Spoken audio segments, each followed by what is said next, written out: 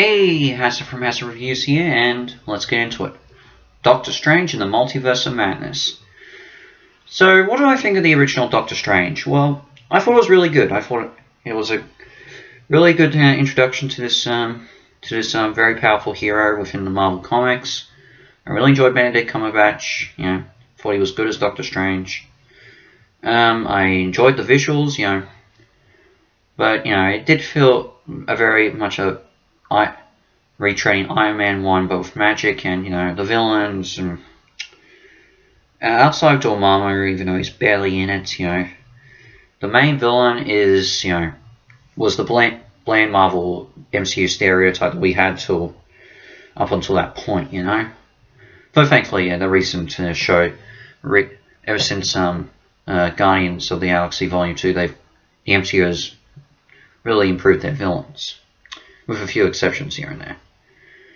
But here comes the sequel, and excluding the change in directors, where Scott Derrickson, the original director, left because of creative difficulties. So in the end, Sam Raimi, who was the director of the Tobey Maguire Spider-Man trilogy, and also the creator of the Evil Dead franchise, ended up getting the role. So who was actually making his first movie since 2013, which was the critically panned Oz the Great and Powerful. What do we get with this? So at the moment, people love it, but they're not overly loving it. It's getting good reviews, but I'm not sure if it's getting the correct amount. I don't know. You're gonna have to look it up. But let's get started. So So Stephen Strange is back, and and he's continuing to face interdimensional threats and mystical beings and all that. But all of a sudden, while attending the wedding of his former lover Christine, he gets acquainted with an interdimensional traveler known as America Chavez. America can travel through the multiverse, something that Strange only knows a little bit of from his experience as Spider-Man No Way Home. Now, I should mention, he does acknowledge Spider-Man in this. He acknowledges the events of No Way Home, even though he does now know who Peter Parker, that Spider-Man is Peter Parker. So, I am glad that they at least acknowledge that Spider-Man is still part of the MCU. So, there we are. With feeling that they need extra help, Strange enlists Wanda Maximoff, aka the Scarlet Witch. However, Wanda wants America's power for her own reasons and isn't willing to assist with Strange completely. This puts the two of them in conflict, so when Wanda comes to have America be with her instead of Strange, America transports her and Strange across the multiverse and into another dimension. Instead, Strange learns that he himself is the most from other heroes in this next new dimension, that he is perhaps the greatest threat in the entire multiverse. And it's up to the Illuminati. Yep, the Illuminati is in this, which features a band of heroes who know how dangerous Strange can be, to determine with his fate. So there you go. I'm not going to go too far into the plot. You can kind of guess if you know.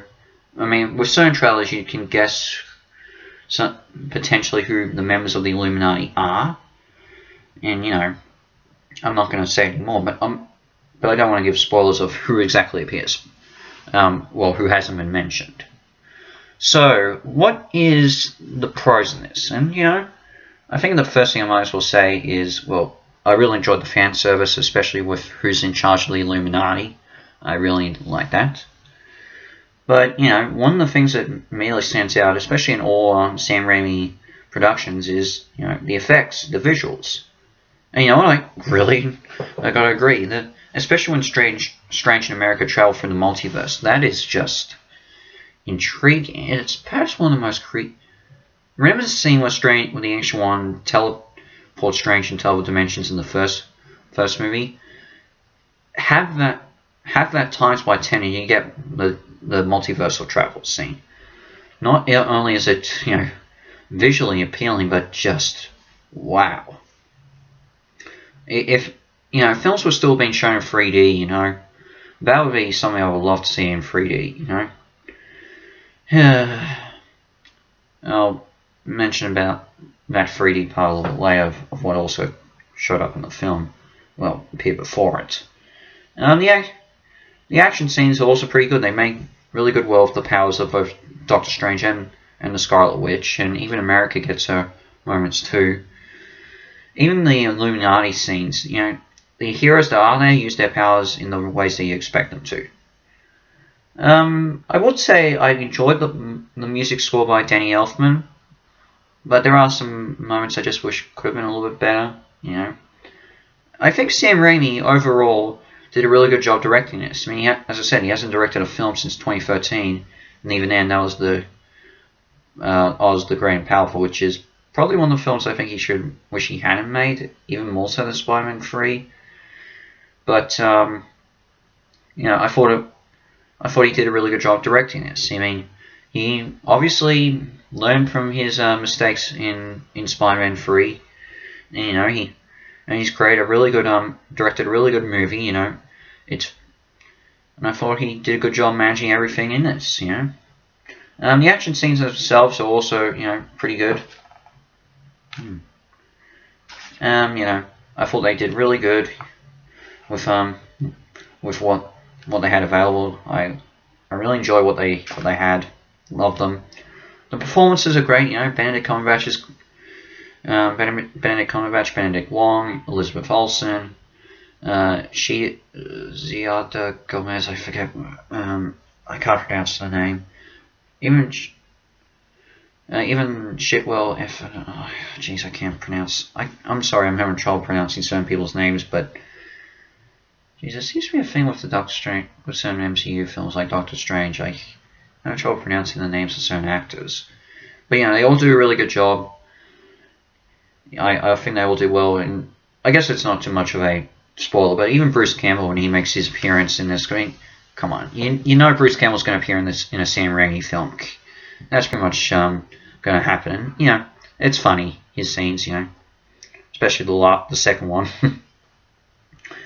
And, I really enjoy that. But what seems to be a problem with this film in particular is, the pacing seems to be a criticism. And I guess in some instances I can agree why, especially like certain scenes with Wong and the Scarlet Witch, or Wanda Maximoff, I should say, are a little bit choppy and could have been explained a little bit more, In fact, even certain lines of exhibition, I just think they could have explained it a bit more. Like, say, when Strange is meaning different variants of himself, I should say. And, as I said, some of the scenes with Wong and Wanda are a little bit, could have been improved a bit more. But with that said, I think Doctor Strange and the Multiverse of Madness is really good. I think it's well worth it. I think Sam Raimi did a really good job with this, even though he's been out of the out of directing films for so long. I thought, for what it is, it ended up being really well, even though the rewrites with the change of schedule, COVID, and as I said, and the changing of when Spider-Man No Way Home was released. I thought it did a really good job. I loved it. I think I like it more than what my brother thought when he saw it a few days earlier.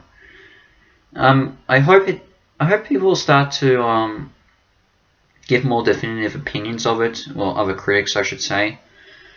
But I think that's going to take a while, like maybe another month before that happens. But it's, as I said, still getting good reviews. It just seems to be a bit of an indifference to the things that people seem to give criticism to, like the pacing and exhibition.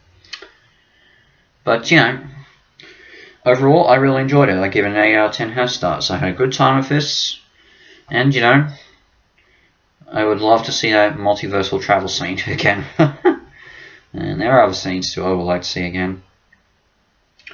So what's next? Not sure what I'm going to review next. Anything can happen. But in terms of Marvel properties, the MCU stuff, I'm going to have to wait till Miss Marvel, which is next month.